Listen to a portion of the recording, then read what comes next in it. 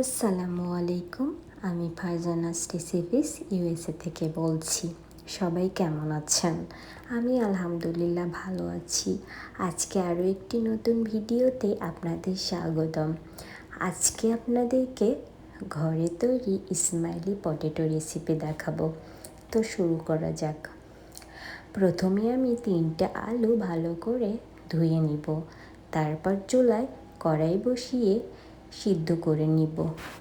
সিদ্ধ হলে নামিয়ে আলুগুলো ভালো করে ম্যাশ করে নেব। তারপর এর মধ্যে পরিমাণ মতো লবণ দিব, সামান্য গোলমরিচ দিব। তারপর 1 চা চামচ লাল মরিচের গুঁড়া দিব, 2 চা চামচ কর্নফ্লাওয়ার দিব, 2 চা চামচ বেডগাম এবং 1 চা চামচ তেল দিয়ে একটা ডো বানিয়ে নেব। তারপর হাত দিয়ে চেপে রুটির মতো করে নেব। তারপর গোল যে কোনো মুখা নিয়ে গোল করে কেটে নেব।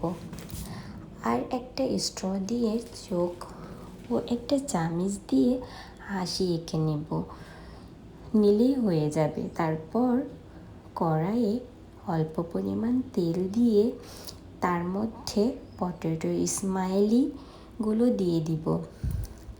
এক পাশ হলে আরেক পাশ উল্টে দিতে হবে। তারপর হালকা গোল্ডেন হলে নামিয়ে একটা প্লেটে পরিবেশন করতে হবে। আর আমার এই ভিডিওটা যদি আপনাদের ভালো লাগে তাহলে প্লিজ আমাকে সাবস্ক্রাইব করুন আর আমার পাশে থাকুন। আর এই রেসিপিটা কিন্তু বাসায় ট্রাই করবেন, অনেক ভালো লাগবে এবং খেতেও অনেক মজা। আর এটা বিশেষ করে বাচ্চাদের জন্য খুবই পছন্দনীয় খাবার। বাচ্চারা খুব মজা করে এই খাবারটা খায়। আমি বাসায় 2-1 দিন পর পর এটা বানিয়ে আমার বাচ্চাদেরকে দেই। আমার বাচ্চারা মজা করে খায়। আপনারাও বাসায় এই রেসিপিটা ট্রাই করবেন, অনেক ভালো লাগবে।